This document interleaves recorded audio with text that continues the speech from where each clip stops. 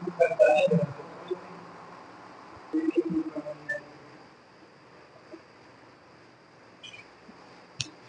फिर आज अगली क्लास में पढ़ते हैं। कल पिछले लास्ट क्लास में पढ़े थे हम लोग सवाल नंबर 3 तक।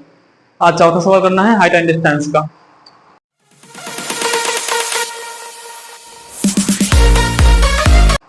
क्वेश्चन है, एक कलाकार एक रस्सी पर चढ़ता है जो एक खंभे के शिखर और जमीन पर एक खूंटे से बंधी है। यदि खंभे की ऊंचाई 10 मीटर है तो रस्सी जमीन से 45 का कोण बनाती है, तो रस्सी की लंबाई ज्ञात करो। सवाल है कि मतलब कि कोई एक कलाकार है, वो एक रस्सी पर चढ़ता है और रस्सी वो है एक जमीन पर एक खंभा गड़ा हुआ है, मतलब एक ऐसे कोई खंभा है इस जमीन पर, और रस्सी इस खंभे के शिखर से और जमीन पर कहीं से ऐसे बांधी गई खूंटे के द्वारा, ऐसे रस्सी ऐसे बांधी गई। तो सवाल बोल रहा है कि एक कलाकार एक रस्सी पर चढ़ रहा है, मतलब एक कलाकार एक रस्सी पर चढ़ रहा है जो खंभे के शिखर और जमीन पर एक खूंटे से बंधी है। यदि खंभे की ऊंचाई 10 मीटर है, यदि खंभे की ऊंचाई 10 मीटर, इसकी ऊंचाई 10 मीटर है, यदि खंभे की ऊंचाई 10 मीटर है और रस्सी जमीन से 45 का कोण बनाती है, जो रस्सी है वो जमीन के साथ 45 का कोण बनाती है, तो आपको बताना है कि रस्सी की लंबाई कितनी होगी। देखिए ये सवाल यहाँ 45 दिए गए, इसको ए मान ले, इसको बी मान ले रहे हैं, इसको सी मान ले रहे हैं। ध्यान से देखिए ये वाला कोण 90 अंश का होगा क्योंकि ये समकोण त्रिभुज बन रहा है। अब इस सवाल से पढ़े थे स्टैंडर्ड ट्राइंगल, ये जिसमें ये वाला कोण 90 था, तो ये वाला अगर हम 45 माने थे तो ये वाला भी 45 आएगा। जब उसके बाद हम रेशियो से पढ़े थे, रेशियो से बोले थे कि इस अगर ये 1 यूनिट मान ले, 1 यूनिट, तो ये भी 1 यूनिट आएगी। पाइथागोरस प्रमेय लगाएंगे, पाइथागोरस प्रमेय लगाने के बाद ये आएगा √2, क्योंकि 1 स्क्वायर 1, 1 स्क्वायर 1 बराबर 2, 2 रूट आ जाएगा, यहाँ से 2 आएगा। अब उसके बाद बोले थे कि रूट में या फिर रेशियो में किसी नंबर से गुणा और किसी नंबर से भाग कराया जा सकता है। जैसे अगर इसमें x से गुणा करा है तो इसमें भी कराना पड़ेगा x से गुणा, और इसमें भी x से मल्टीप्लाई कराना पड़ेगा। अगर यहां से हम इसमें 10 से करा दें यहाँ पर, तो यहाँ भी करा देंगे और यहाँ भी करा देंगे। यहां से आप देखिए इस 10 को ऐसे लिखा जा सकता है, 10 को लिख सकते हैं 10 गुणे 1, 1 यूनिट। ये 45 है तो ये वाला भी 45 आएगा, ये 90 है, ये 1 यूनिट होगा तो ये वाला भी 1 यूनिट होगा, ये वाला √2 यूनिट होगा। लेकिन यहाँ 1 में 10 से गुणा कराया गया, तो रस्सी की लंबाई में भी तो 10 से गुणा कराना पड़ेगा, तो हम कह सकते हैं रस्सी की लंबाई आएगी, रस्सी की लंबाई 10√2 सेंटीमीटर, सेंटीमीटर या फिर मिनट, जो यूनिट है वही यूनिट लगा देंगे। इस तरीके से किया जा सकता है, या फिर अगर दोबारा से अगर दूसरे तरीके से करना चाहें, ये 45 दिया गया, ये 10 दिया गया, तो निकालना था x, तो इसमें लगा देंगे, ये 90 है तो इसके सामने परपेंडिकुलर हो जाएगा और ये बेस हो जाएगा, ये हाइपोटेनस हो जाएगा। परपेंडिकुलर दिया गया, हाइपोटेनस निकालना है, परपेंडिकुलर हाइपोटेनस से रेशियो होता साइन, तो ले देंगे साइन थीटा बराबर परपेंडिकुलर अपॉन हाइपोटेनस होता है साइन थीटा। 45 दिया गया, यहाँ से 45 परपेंडिकुलर 10/x, साइन 45 मान होता है 1/√2 हो जाएगा, 1/√2 बराबर 10/x, क्रॉस मल्टीप्लाई करने के बाद x बराबर 10√2 आएगा। किसी भी प्रकार से लगाए, लेकिन आंसर दोनों में एक ही आने वाला है, इसका आंसर 10√2 है। नेक्स्ट सवाल देखते हैं।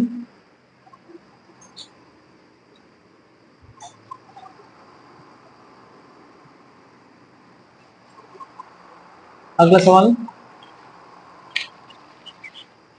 अगला है कि एक पतंग एक डोरी से जुड़ी है, एक पतंग है जो एक डोरी से जुड़ी हुई है, डोरी की लंबाई ज्ञात करना है, डोरी की लंबाई ज्ञात करना है। यदि पतंग की ऊंचाई 90 मीटर है और जमीन के साथ 30 अंश कोण बना रही है, मतलब कोई एक आदमी यहां रहा होगा, एक पतंग उड़ा रहा है और जो पतंग ऊंचाई है, ये पतंग 90 मीटर की ऊंचाई पर उड़ रही है, पतंग 90 मीटर ऊंचाई पर पतंग उड़ रही है।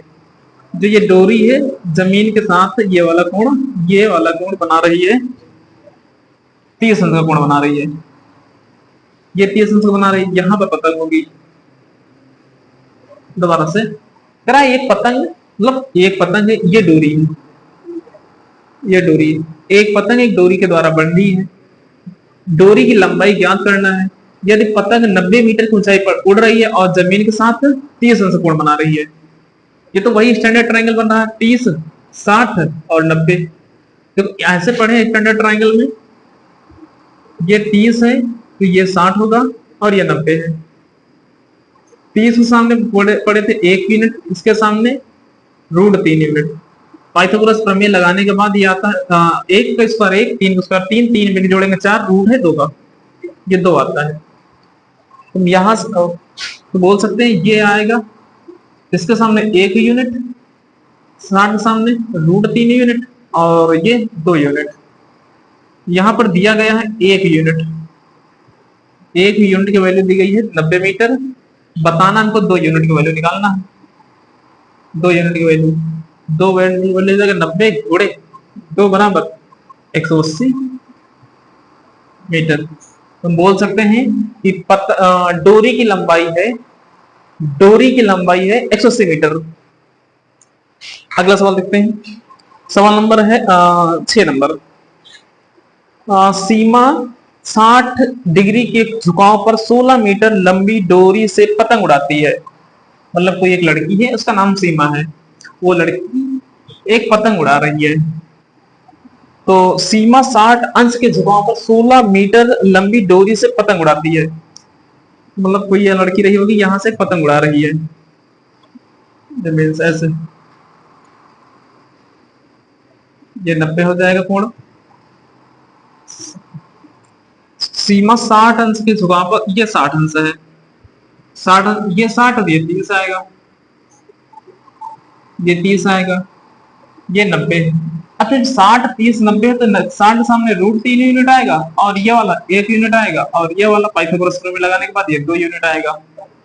अब सवाल में दिया क्या है वो पढ़ लेते हैं। दिया है 60 मीटर के झुकाव पर कोई पतंग 16 मीटर लंबी डोरी से पतंग उड़ाती है। मतलब डोरी की लंबाई दी गई है, डोरी की लंबाई मतलब 2 यूनिट, 2 यूनिट की वैल्यू दी गई है 16 मीटर। हमको ज्ञात करना है पतंग कितनी ऊंचाई पर उड़ रही है।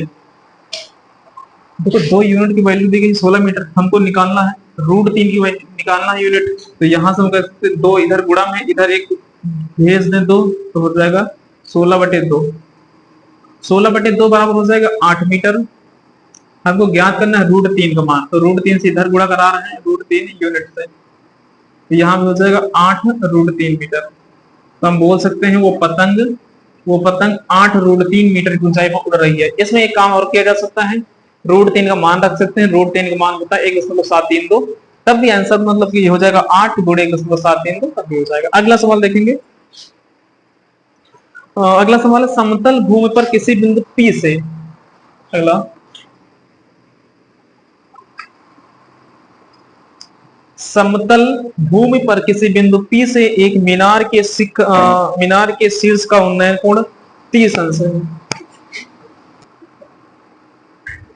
किसी बिंदु P से कोई मीनार है, मीनार के शिखर का उन्नयन कोण यहां से, मीनार के शिखर का उन्नयन कोण 30 अंश है। कोई मीनार है, मीनार से कुछ दूरी पर पॉइंट P है, इस पॉइंट से उन्नयन कोण शिखर को देखा जा रहा, तो ये वाला बन रहा है 30 अंश का, ये 30 अंश का बन रहा है। यदि मीनार 110 √3 मीटर ऊंची है, यदि मीनार की ऊंचाई 110 √3 मीटर है, 110 √3 मीटर है, तो आप मीनार से बिंदु P की दूरी ज्ञात करना है। तो मीनार से बिंदु P की दूरी ज्ञात करके बताइए। देखिए स्टैंडर्ड ट्रायंगल बनाते हैं, ये स्टैंडर्ड ट्रायंगल ही है, ये वाला दिया गया 30 डिग्री, ये 30 है, ये 90 होगा, ये 60 होगा। 30 को सामने पड़े हैं 1 यूनिट, इसके सामने पड़े हैं √3 यूनिट। पाइथागोरस प्रमेय लगाने के बाद ये आता है 2 यूनिट। इस सवाल में दिया गया है, देखिए यहां से ये और ये दोनों ट्रायंगल एक ही ट्रायंगल है, ये 90 है, ये 60 होगा। देखो दिया गया है, मतलब 1 यूनिट की वैल्यू दी गई है, 1 यूनिट की, 1 यूनिट की वैल्यू 10 √3। तो ज्ञात करना है बिंदु P से लेकर बिंदु P से लेके A तक की दूरी, तो ये अगर देख यहां से ये 1 हुआ तो ये √3 होगा, ये 2 होगा। A की वैल्यू दी गई है, √3 की वैल्यू निकालना तो √3 से गुणा कर दो,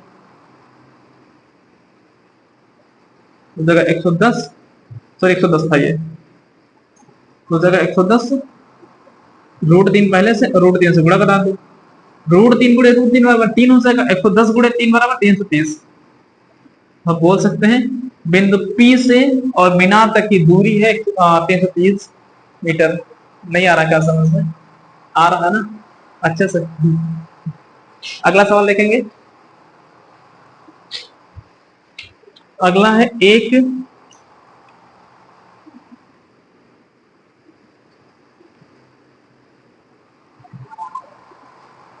है एक दीवार के सहारे तिरछी झुकी हुई सीढ़ी का उन्नयन कोण 60 अंश है।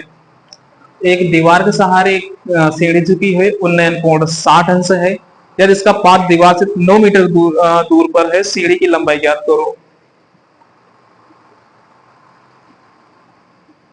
मतलब कोई दीवार ऐसे है, इस दीवार पे एक सीढ़ी यहां से लगा दी गई है, ठीक। सवाल बोला जरा मान लेते ए बी एक दीवार है और बिंदु सी पर कोई एक सीढ़ी रखी गई है और वो सीढ़ी दीवार के सहारे लगा दी गई है। तो कह रहा है कि जो दीवार सीढ़ी है उस जमीन से ये वाला 60 अंश कोण बना रही है, ये वाला ये 60 अंश कोण बना रही है। उसके बाद यदि इसका पाद दीवार से 9 मीटर की दूरी पर है, मतलब यहां से लेकर यहां तक की दूरी 9 मीटर दी गई है सवाल में। 9 मीटर आपको ज्ञात करना है, ए बी को ज्ञात करना है। देखिए इस सवाल में ये 60 है, ये 90 तो वैसे भी होगा, ये 30 अंश होगा। 60 के सामने √3 यूनिट आता है, यूनिट ये इसके सामने 1 यूनिट, तो पाइथागोरस प्रमेय से ये 2 यूनिट आएगा। √3 का स्क्वायर 3 और 2 के स्क्वायर 1 के स्क्वायर 1, 3 में 1 जोड़ेंगे 4, रूट हो जाएगा 2 का। दिया गया यहां से 9 क्यूब, 1 यूनिट के मान दिया गया है 9 मीटर। ज्ञात करना है √3 का मान, √3 यूनिट का मान ज्ञात करना है। हो जाएगा 9, √3 से गुणा करा देंगे दोनों तरफ से, हो जाएगा 9 √3 मीटर। हम बोल सकते हैं दीवार की ऊंचाई है 9 √3 मीटर।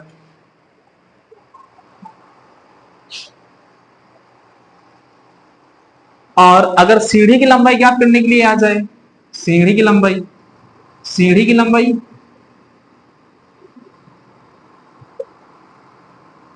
एक का मान दिया गया, एक देखो यहां से 1 यूनिट का मान दिया गया है 9 मीटर। निकालना है 2 का सीढ़ी, क्योंकि यही सीढ़ी है, सीढ़ी के 2 यूनिट है, 2 यूनिट, तो यहां 2 से गुणा कराना पड़ेगा, बराबर हो जाएगा 18 मीटर। तो बोल सकते हैं सीढ़ी की लंबाई है 18 मीटर। चलिए फिर आगे इसके बाद पढ़ते हैं नेक्स्ट क्लास में।